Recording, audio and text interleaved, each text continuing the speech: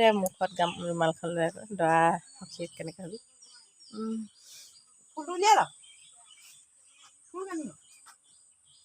চুৰিয়া বমাকে পিন্ধাই দিছে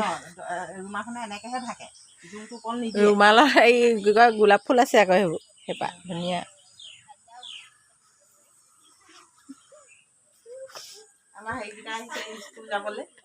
ইহঁতৰ আজি স্কুল মানে সিহঁতৰ হেৰি পৰা হৈছে ন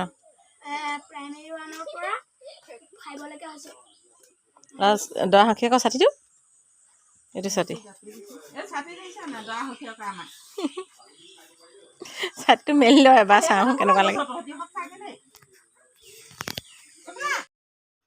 আজি হৈছে শুক্ৰবাৰ আৰু 10 মে আজি আছে আমাৰ ডাঙৰ বেটাহঁতৰ স্কুলৰ ফালৰ পৰা তেওঁলোকক মানে নিব ওচৰতে যিহেতু ভোলাগুৰি আদৰ্শ বিদ্যাপীঠত আমাৰ ডাঙৰ ল'ৰাটো পঢ়ে আৰু তাতে আজি শোভাযাত্ৰা এটা প্ৰতিযোগিতামূলক শোভাযাত্ৰাই পাতিছে তাতে কেইবাখনো বিদ্যালয়ত মানে পৰা নিমন্ত্ৰণ কৰিছে সৰু সৰু কণ কণ মইনামণিসকলে প্ৰাইমেৰী লেভেলৰ যোনে যেনেকৈ মানে পাৰফৰ্মেঞ্চখিনি দেখুৱাব পাৰে আৰু তাৰ ওপৰত ভিত্তি কৰি তেওঁলোকক প্ৰাইজ দিয়া হ'ব বুলি কৈছে আৰু আমাৰ সিহঁতৰ স্কুলত ধুনীয়াকৈ সকলোকে মানে কি হ'ব লাগিব আগদিনাখনে কৈ দিলে আৰু আমাৰ বেটা হৈছে দৰাৰ সখীয়েক আৰু দৰা কইনা দুইজন হ'ল ক্লাছ 5ৰ আৰু ই হ'ল 4ৰ আৰু ইহঁতৰ স্কুল আজি বহিব যিহেতু সিহঁতি আপাৰ লেভেলৰ ME লেভেলৰ হয় সিহঁতি আৰু সেইবাবে এতিয়া স্কুলে গ'ল আৰু বহুত বেছি ৰ'দো সেইদিনা ভালেই হ'ল বাৰু ছাতি ধৰা বাপটো পালে ছাতিটোও পাইছে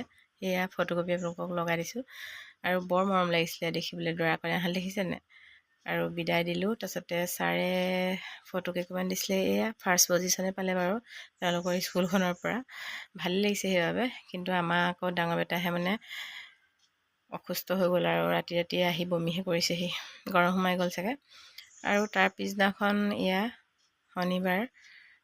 শনিবাৰে আছিলে আমাৰ ছোৱালীজনীৰ স্কুলত গাৰ্জেন মিটিং আৰু গাৰ্জেন মিটিঙলৈ গ'লোঁ অকণমান ভিডিঅ' ক্লিপ এটা লৈ আহিলোঁ যিহেতু দেওবাৰে মই ভিডিঅ' বনাবই নোৱাৰিলোঁ শনিবাৰ শুক্ৰবাৰ আৰু সোমবাৰৰ ক্লিপখিনি লৈ আজি মই ভিডিঅ'টো প্ৰস্তুত কৰিছোঁ বছৰত এবাৰ যিহেতু গাৰ্জেন মিটিংখন বৰ প্ৰয়োজন সঁচাকৈ দেই আৰু সকলোখিনি আলোচনা হৈ আছে আৰু এতিয়া আৰু কিছুমান অবজেকশ্যন দিছে টিচাৰসকলেও আৰু কিছুমান গাৰ্জেনসকলেও দিছে তাৰপৰা ধুনীয়াকৈ মিটিংখন হৈ গ'ল বাৰু তাৰপিছত আকৌ মই ঘৰলৈ আহিলোঁ ঘৰৰ পৰা আকৌ এটা ডিউটি মানে আজি আকৌ এখনে বিয়া আছে বিয়ালৈও যাবহি লাগিব কিন্তু ডাঙৰ বেটা সৰু বেটা যে একেবাৰে গাটো ভাল নহয় ছোৱালীজনী বাৰু বৰ্তমান ভালেই আছে মিটিঙৰ পৰা আহি ঘৰ পালোহি অকণমান ৰেষ্ট লৈ আকৌ আবেলি সময়ত এয়া ওলাইছোঁ এতিয়া বিয়া এখন আছে ওচৰতে মানে উপায় নাই নগ'লেও ডাঙৰ বেটা কৈছোঁ বোলো ব'লা আৰু অকণমান ওলাই দিলেহে ভাল লাগিব সি গোটেই দিনটো ঘৰৰ ভিতৰতে সোমাই থাকিলে আৰু ছোৱালীজনীও যোৱা নাছিলে যিহেতু স্কুল বন্ধ আছিলে মিটিঙৰ বাবে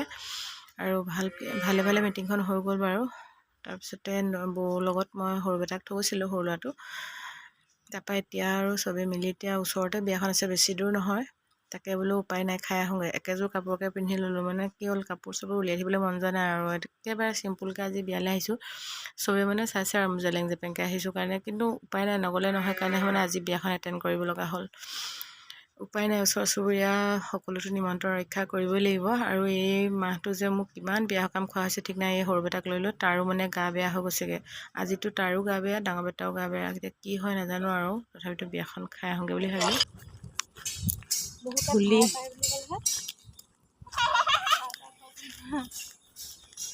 চলি আছিলে শোভাযাত্ৰা আমাৰ মানে অকণমান ভিডিঅ' ক্লিপ লগাম বাৰু বেটাৰ গা বেয়া ৰাতিপুৱাৰ পৰা আকৌ গায়ত্ৰী গা বেয়া আজি গায়ত্ৰীতে বিয়া খোলা নহ'লে আমি আহিছোঁ আৰু সেয়া বিয়া ঘৰ পালোহি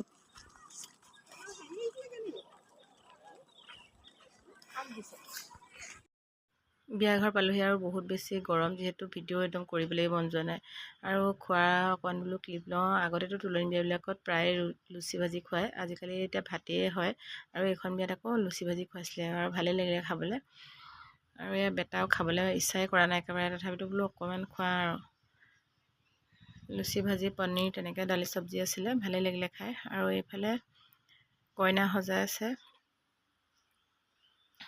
মানুহবিলাক সকলোৱে সাজি কাচি আহিছে মোৰ নিজকে মানে অকণমান বেয়াও লাগিছে যিহেতু অকণমান সাজি কাচি গ'লে ভাল লাগিলেহেঁতেন কিন্তু উপায় নাই আৰু মোৰ মানে কভাৰ কৰিব নোৱাৰা হৈ গৈছোঁ।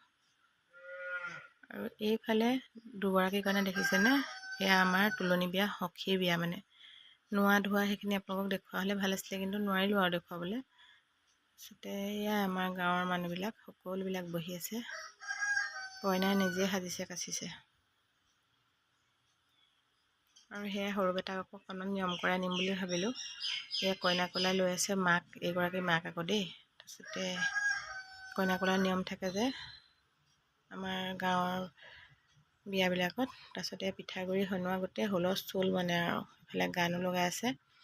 আৰু সকলোৱে এইখন বিয়াত ফূৰ্তি কৰে আৰু। আকৌ শাহুৱেক বৌয়েকক আহিছে পিঠাগুড়ি সানিবলৈ।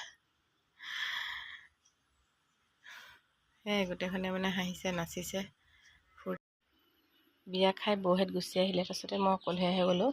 যিহেতুকে আমাৰ সৰু বেটাই অকণমান নিয়ম কৰিবলগীয়া থাকে। তুলনি বিয়াত মানে আমাৰ এইফালে নিয়ম আছে যে কইনা কোলা ল'ব লাগে আৰু কেঁচুৱা কিছুমান। আমাৰ বেটাই দুখন বিয়া হৈছে, এইখন বিয়াত মই ভিডিঅ' বনালোঁ। আৰু এনেকৈ আখৈ মিঠৈ কিবা দিয়ে, কিবা নিয়ম আছে আৰু আগৰ পৰা। সেইবাবে ল'ৰাটো দিছেনে মোক নাকত পানী ওলাই আছে মানে, তাৰ গাটো ভাল নহয় যে। আৰু এয়া বিয়াখন প্ৰায় শেষেই হ'লগৈ।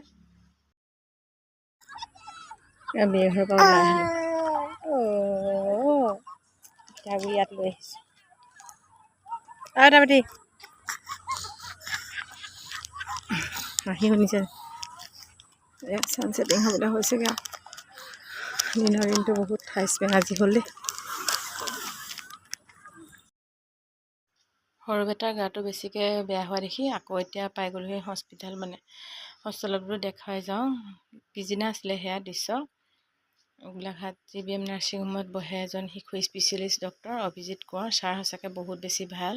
আৰু বেটা এতিয়া অকণমান ভাল পাইছে, আৰু অকণমান মানে প্ৰায়খিনিয়ে ভাল পালে। বহুত চৰ্দি কাহ আৰু মানে বমি কৰি দিছিলে, তেনেকুৱা হৈ গৈছিলে। কিন্তু ছাৰক যে দেখুৱাওঁতেহে বহুত দেৰি হৈ গ'লগৈ, 8টা বাজি গুচি গ'লগৈ। আমি লাষ্টত গাড়ী নাপালোঁ। এই অটো এখন ভাড়া কৰি ঘৰলৈ আহি আছোঁ। এতিয়া বাজি আছে ৰাতি 9টা। আৰু ৰাস্তাটো যে আমাৰ ইমানেই বেছি বেয়া, আপোনালোকক কি ক'ম আৰু। সেয়াই এইটো ভিডিঅ' আপোনালোকৰ মাজলৈ প্ৰস্তুত কৰি দিবলৈও মানে মোৰ বহুতখিনি চিন্তা হৈ গ'ল। কিন্তু ল'ৰাটো এতিয়া গাটো ভাল হোৱাত মই এই ভিডিঅ'টো প্ৰস্তুত কৰি দিলোঁ। কেনেকুৱা পালে চাই কমেণ্ট বক্সত কমেণ্ট কৰি জনাবলৈ নাপাহৰিব। আজিলৈ বাই বাই।